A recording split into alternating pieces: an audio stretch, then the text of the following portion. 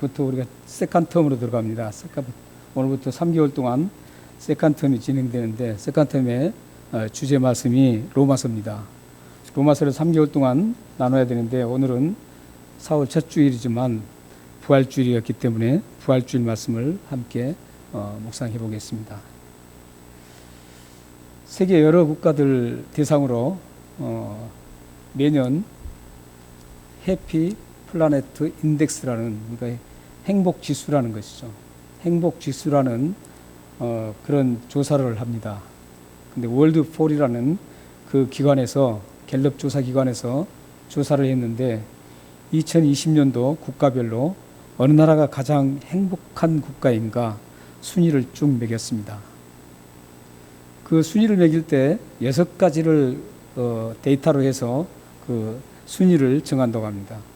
예를 들어서 뭐 인간의 기대 수명이라든지, 또한 사회 안정성, 그리고 선택할 수 있고 자유로운 그 자유, 그리고 부정부패, 또 구매력, 얼마만큼 소비자들이 구매를 하는가, 이런 모든 것들을 토대로 해서 매년 가장 행복 지수가 높은 나라에서부터 가장 밑에 나라까지 쭉 그 데이터를 가지고 평가를 합니다.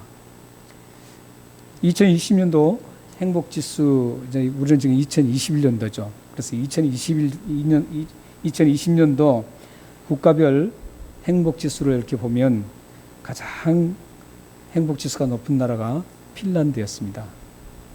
핀란드가 7,809포인트로 1위였습니다. 그 다음에 2위는 7,646포인트를 받은 덴마크고, 3위는 7,560포인트를 받은 스위스였습니다. 미국은 6,940포인트로 18위였습니다.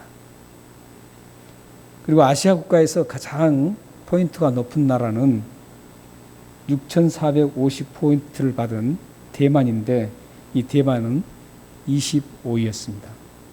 그 아시아 국가에서는 가장 행복지수가 높은 나라가 전 세계적으로 25위에 해당된다는 겁니다. 그렇다면 우리의 조국 대한민국은 몇 점이나 될까? 대한민국은 5,872점으로 행복지수의 61위였습니다. 그렇다면 우리가 지금 살고 있는 호주는 몇 점이나 될까요? 호주는 7,223위를 받아서 행복지수 9위였습니다. 조사 대상이 149개국이었는데 그 가운데 최하위가 아프가니스탄이었습니다. 그리고 최하위 다음 순위가 르완다였고, 그 다음에 보츠와나, 그 다음에 짐바브웨, 이렇게 네 나라가 가장 행복지수가 낮은 곳이었습니다. 이 행복지수를 가만히 보면 우리가 살아가는 이 세상은 행복지수를 뭘로 기준을 삼느냐면 잘 먹고, 또 잘 살아가고, 잘 입고, 이런 외적 조건에 의해서 행복지수가 결정된다는 겁니다. 하지만 하나님의 말씀은 이런 외적 환경에 의해서 행복지수가 결정되는 것이 아니라 행복한 삶과 불쌍한 삶은 그 내면적으로, 내면에서 어떻게 그 내면이 형성되는가가 행복한 삶과 불쌍한 삶을 결정한다고 제시하고 있습니다. 그 대표적인 말씀이 마태복음 5장 1절에서 12절에 나온 예수님께서 산에서 8가지 복을 말씀하신 그것이 대표적인 예라고 볼 수 있습니다. 예수님 말씀한 것 외에도 성경 전체적인 모든 걸 보면 가진 것 많다고 해서 행복한 게 아니고, 그 사람의 하나님과의 관계 속에서 얼마만큼 평안을 주지 않느냐, 이게 행복의 조건으로 제시하고 있습니다. 특히 우리가 예수님 말씀하셨던 걸 한번 8가지 복 중에 2가지만 살펴보겠습니다. 다른 건 다 비슷합니다. 먼저 우리 마태복음 5장 3절 4절 한번 같이 읽겠습니다. 시작. 심령이 가난한 자는 복이 있나니 천국이 그들의 것이며 애통하는 자는 복이 있나니 그들이 위로를 받을 것이며. 다 이제 이런 짜임새로 8가지 복이 다 돼 있습니다. 2가지만 우리가 생각하면 나머지 복도 이런 짜임새가 바로 복이구나, 이걸 알 수 있습니다. 저기 보면 심령이 가난한 자, 심령이 가난한 자는 가난해서 천국이 형성된, 이루어진 사람이 복이 있다라는 겁니다. 그리고 4절에는 애통하는 마음을 가진 사람이 하나님으로부터 위로를 받는 그 사람이 바로 행복한 사람이라는 겁니다. 이것이 바로 성경이 가르치고 하나님이 제시하신 행복의 조건입니다. 그러므로 여러분들은 행복의 조건을 물질에다 두면 안 된다라는 겁니다. 물질에다 두면 여러분들이 잠시 동안 세상적인 행복감은 누릴 수 있겠지만 하나님이 주시는 진정한 행복은 누릴 수 없다라는 겁니다. 우리는 여기에서 오늘 본문 말씀 속에서 이제 그 팔복, 예수님께서 말씀하셨던 이 팔복을 완성시키시고 그 팔복을 우리의 삶에 그대로 적용할 수 있도록 해서 우리 삶에 이루어지게 동기부여를 해주는 그 근원적인 가장 최고의 복이 있습니다. 그 복이 바로 오늘 본문에 나오는 복입니다. 그런데 우리는 여기서 먼저 이 복을 우리가 어떤 복인가, 최고의 복, 근원적인 복이 무엇인가를 우리가 먼저 살피기 전에 먼저 우리는 고린도 교회가 어떤 상황이었는지 그것부터 먼저 우리가 살펴본 다음에 최고의 복, 팔복을 완성시키고 또한 그 팔복이 우리에게 그대로 적용해서 진정한 복된 자가 될 수 있도록 만들어주는 근원적인 복이 무언가를 한번 살펴보겠습니다. 고린도 교회는 심각한 문제가 여러 가지가 있었습니다. 심각한 문제 여러 가지를 가지고 있었는데 그 중에 오늘 본문 속에 나오는 15장에 나오는 고린도의 15장에 쭉 나오는 그것도 지금 심각한 가장 어쩌면 그 많은 문제 중에 가장 심각한 문제일 수 있습니다. 그게 바로 뭐냐면 고린도 교회 안에 일부 교인들이 성도라 그러면 그건 좀 곤란합니다. 일부 교인들이 예수님의 부활이 없다라고 얘기하는 겁니다. 예, 그걸 우리가 고린도전서 15장 12절을 한번 읽으면서 확인해 보겠습니다. 자, 시작. 그리스도께서 죽은 자 가운데서 다시 살아나셨다 전파되었거늘 너희 중에서는 어떤 사람들은 어찌하여 죽은 자가 가운데서 부활이 없다 하느냐. 분명히 고린도 교회에 예수 그리스도께서 십자가에 죽으시고 부활했다라고 전파가 되었는데 일부 사람들이 그걸 믿지를 못한 겁니다. 어떻게 죽은 사람이 살아날 수 있냐 이거죠. 그래서 예수 그리스도의 부활을 부정하는 겁니다. 그래서 그 고린도 교회에 고귀하게 뿌려진 그 복음의 씨앗이 방해를 받기 시작합니다. 그래서 고린도 교회 전체가 이제 교인들이 믿음이 확실하게 선 사람은 괜찮겠지만 믿음이 연약한 사람들은 그럴 수도 있겠네. 정말 이 사람들 말 들으니까 어떻게 죽은 자가 살아날 수 있을까? 지금까지 우리 조상들이 다 죽었는데, 주위에 수많은 사람들이 죽었는데, 그리고 역사적으로 살아났다는 사람 단 한 사람도 없는데 어떻게 예수님이 살아날 수 있을까? 의심을 가지기 시작합니다. 이런 잘못된 이런 것들은 보면 굉장히 파급 효과가 심각하게 잘 파급 효과가 큽니다. 그런 소식을 이 바울 사도께서 들으시고 이 고린도전서 15장을 기록했던 겁니다. 고린도전서 15장을 기록하면서 예수 그리스도께서 부활하신 그 사실을, 확실한 사실을 기록하고 있고, 이 예수님의 부활로 인해서 어떤 성도들에게 어떤 유익이 있는지 이걸 계속 기록을 해가고 있습니다. 15장 전체를 할애하고 있습니다. 그래서 고린도전서 15장을 성경의 부활장이라고 합니다. 혹시 여러분들이 어떻게 사람이, 우리 성도님들은 그런 분은 없겠지만 혹시 하나라도 마음에 예수님 과연 부활하셨을 수 있을까? 이런 생각이 드시면 고린도전서 15장을 계속 기도하면서 읽으시기 바랍니다. 믿음은 들으면서 납니다. 이 말씀을 통해서 믿음이 생기는 겁니다.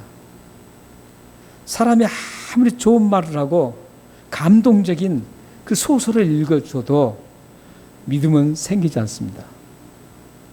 말씀을 통해서만이 우리에게는 믿음이 싹트고 믿음이 자라고 형성됩니다. 그리고 결국은 그 믿음이 우리를 구원으로 이끌어주는 겁니다. 사도 바울은 지금 이 15장을 굉장히 심각한 상태에서 기록했습니다. 고린도 교회가 지금 굉장히 어려운, 예수 그리스도의 부활이 없다라는 그 주장하는 그 사람들로 인해서 굉장히 어려움에 처하는 것을 가슴 아프게 생각하면서 이 말씀을 지금 기록하고 있습니다.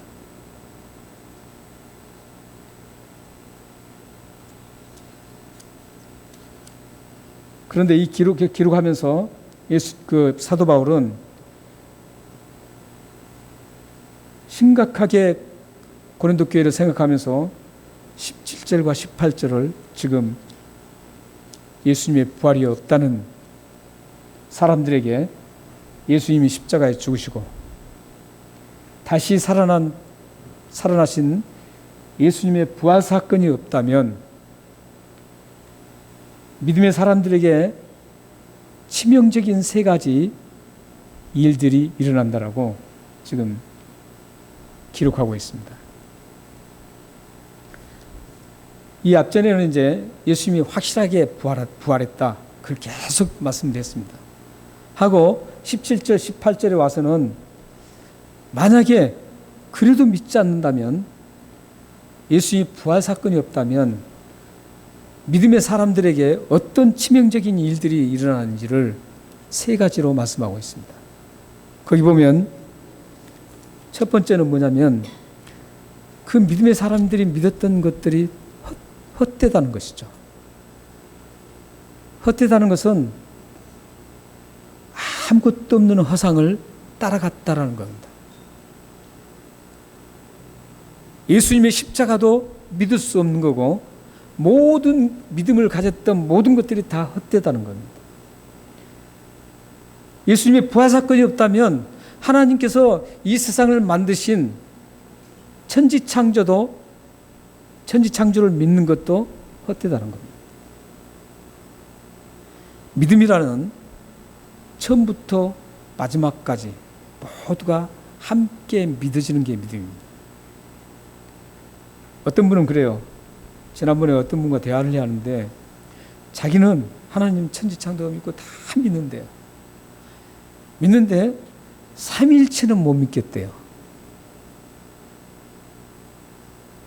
성경에 물론 삼위일체라는 그런 단어는 나오지 않습니다. 그러나 창세기에서 1장 1절부터 하나님의 복수로 나옵니다. 엘로힘이라는 그 복수로 나오고 있습니다. 그리고 예수님이 이 땅의 구속을 위해서 이 땅에 오신 하나님이라고 말씀합니다. 그리고 그걸 못 믿겠다는 거예요. 그래서 그러면 구원 받았다고 생각하십니까? 여쭤봤어요. 그랬더니 구원 받았다고 그래요. 그래서 제가 그랬어요. 아닙니다. 구원 못 받았습니다. 믿음은 한두 가지만 믿는 게 아닙니다. 천지창조를 믿었으면 예수 그리스도의 모든 걸 믿어야 됩니다. 성경에 나오는 것들을 그대로 믿어야 됩니다.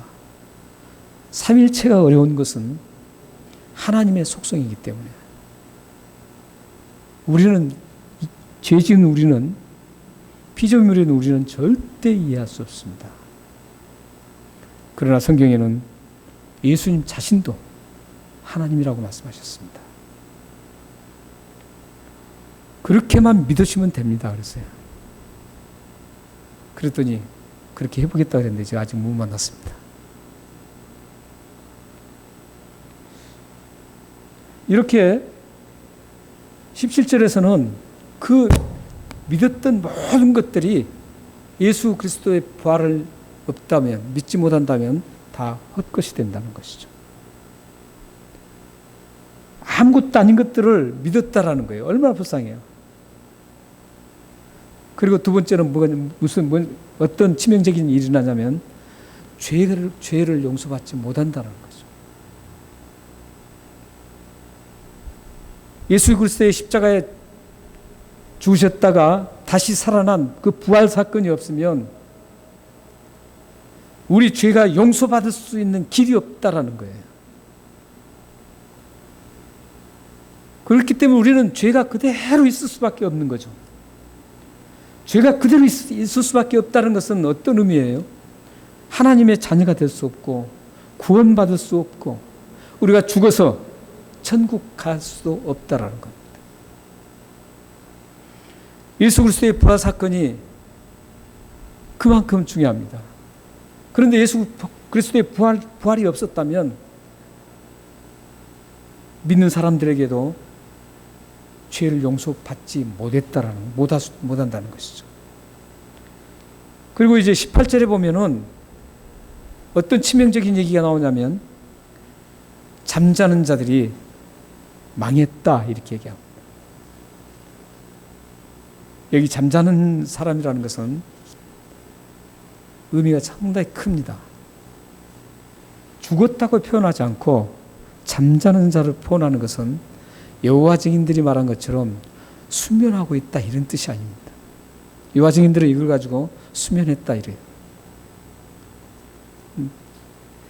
그런데 여기 잠잔다고 표현한 이유는 뭐냐면 다시 예수 그리스도의 부활로 인해서 다시 살아난다는 그 전제를 말씀하기 위해서 잠자는 자들이라고 표현합니다.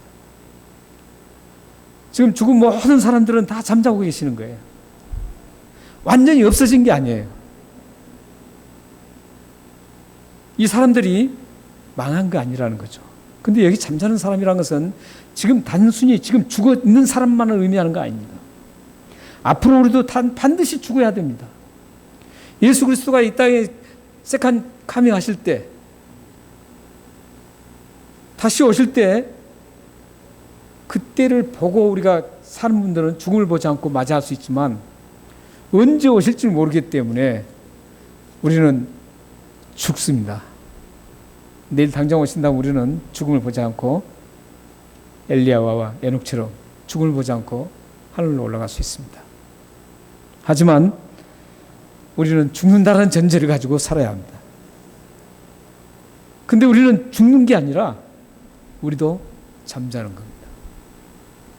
그래서 여기 잠자는 자들은 죽었던 사람을 1차적으로 의미하지만 2차적으로는 우리 모두 예수 믿는 사람들을 얘기하고 있습니다. 그리스도인들을 얘기하고 있습니다. 그리스도인들은 죽은 자 같으나 죽지 않았습니다. 잠자고 있습니다. 다시 예수 그리스도가 오시는 날 다시 일어나야 되기 때문에 잠자고 있다고 표현하고 있습니다. 근데 여기에서 지금 망했다, 이런 사람들이 망했다, 이것은 그냥 단순히 죽었어 이런 뜻이 아닙니다. 망했다 이런 게 아닙니다. 여기에는 엄청난 처참한 뜻이 담겨 있습니다. 어떤 뜻이 담겨 있냐면 이 세상에서 죽는 것뿐만 아니라 영원한 생명까지도 소멸되는 것을 얘기하고 있습니다. 그러니까 잠자는 들이 망했다, 이 뜻은 부활이 없으면, 예수님의 부활 사건이 없으면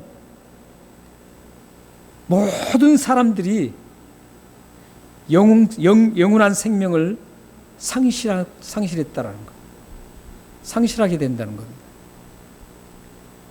예수님의 부활 사건이 이만큼 중요합니다. 그런데 이 사도 바울은 지금 이 세 가지 치명적인 사건을 얘기하면서 예수 믿는 사람들이 예수님의 부활 사건이 없으면 예수 믿는 사람들이 어떤 사람인가를 19절에서 간단한 단어로 요약해서 전하고 있습니다. 우리 19절 한번 말씀 읽어보겠습니다. 자, 시작. 잠자는 자도 방하시되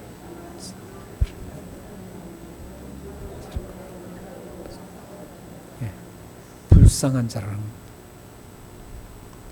모든 사람들 가운데 예수님의 부활 사건이 없다면 믿음의 사람들이 가장 불쌍한 사람이라는 것. 여기서 지금 더욱 불쌍한 자다, 이것은 지금 비교급이 아닙니다. 최상급입니다. 최상급은 더 이상 비교할 게 없다라는 뜻입니다. 그렇기 때문에 이 세상 그 어떤 사람과 비교해도 예수 믿는 사람들처럼 불쌍한 사람이 단 한 명도 없다라는 뜻입니다. 뭐가 없으면요? 예수 그리스도의 부활이 없다면. 여러분이나 저나 이 세상에서 가장 불쌍한 사람입니다. 누구보다 불쌍한 사람이라는 겁니다. 여러분들은 불쌍한 사람들입니까? 그런데 20절에 보면 근데 사도 바울은 불쌍한 사람이 아니라는 것을 지금 말씀하고 있습니다. 20절도 함께 우리 읽어보겠습니다. 자, 시작. 이제는 그리스도께서 죽은 자 가운데서 다시 살아나사 잠자는 자들의 첫 열매가 되셨도다.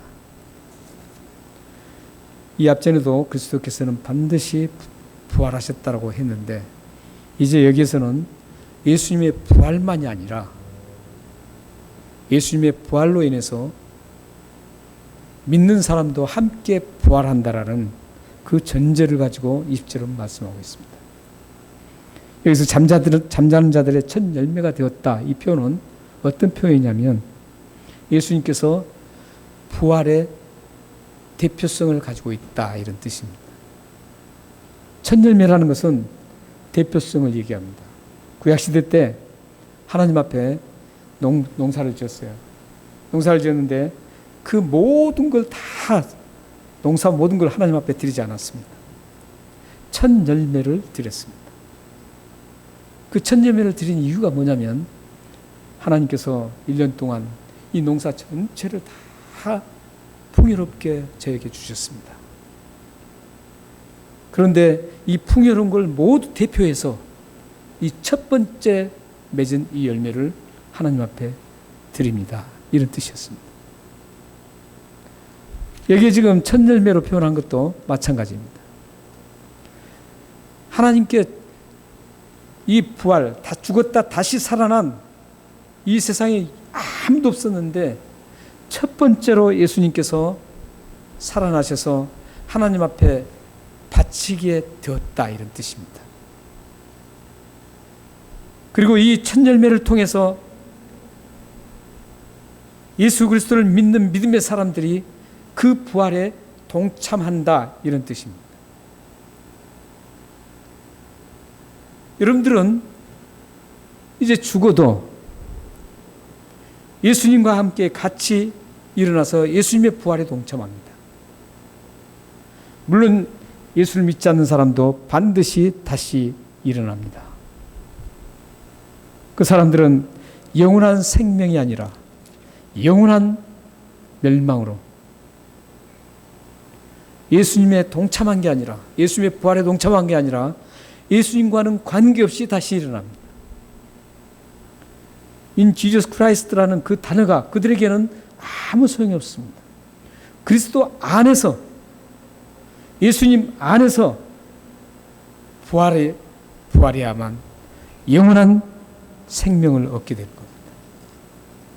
예수님 밖에서 아웃사이드 크라스트라 하면 밖에서, 예수 그리스도의 밖에서 부활도 일어나는데 그 사람들은 예수님과 관계없는 사람들입니다. 그래서 그 사람들은 예수님과 함께 영원한 생명을 누리지 못하고 지옥에서 영원한 멸망 상태에서 살아야 되는 것입니다. 그래서 오늘 이 20절 말씀을 보면 첫 열매가 되었습니다. 예수님께서 부활의 첫 열매가 되어서 우리는 그 부활에 함께 동참해서 우리도 다음에 예수님께서 다시 오시는 그날 다시 우리도 다시 부활합니다. 그렇다면 우리는 여기에서 이제 생각해 보겠습니다. 19절에서 말했던 예수님의 부활 사건이 없었다면 가장 불쌍한 존재라고 했는데 예수님의 부활로 인해서 우리가 동참하게 되었기 때문에 이제 그러면 어떻게 됩니까? 가장 행복자가 되는 겁니다. 이 행복자는 누구보다도 비교할 수 없는 행복자들입니다. 이 세상 어떤 것보다도 어떤 사람과도 비교할 수 없이 예수님의 부활로 축복자가 되었습니다. 바로 여러분 자신들입니다. 믿으시나요? 여러분들은 가장 행복자고 축복자들입니다. 무엇 때문에요? 예수 그리스도의 부활 때문에 그렇습니다. 그래서 예수 그리스도의 부활이 축복의 근원이에요. 가장 최고의 축복이 예수 그리스도의 부활입니다. 아까 제가 제일 처음에 설교를 시작할 때 가장 행복지수가 높은 핀란드, 덴마크, 스위스 세 나라를 말했고 가장 행복지수가 낮은 아프가니스탄, 루안다, 짐바브웨, 보츠와나 이 나라를 말했습니다. 여러분들은 어느 나라를 가도 가장 처참한 아프가니스탄 행복지수가 가장 낮은 그 행복지수를 가진 나라를 불쌍한 나라라고 합니다. 행복지수가 높은 나라를 행복한 나라라고 생각합니다.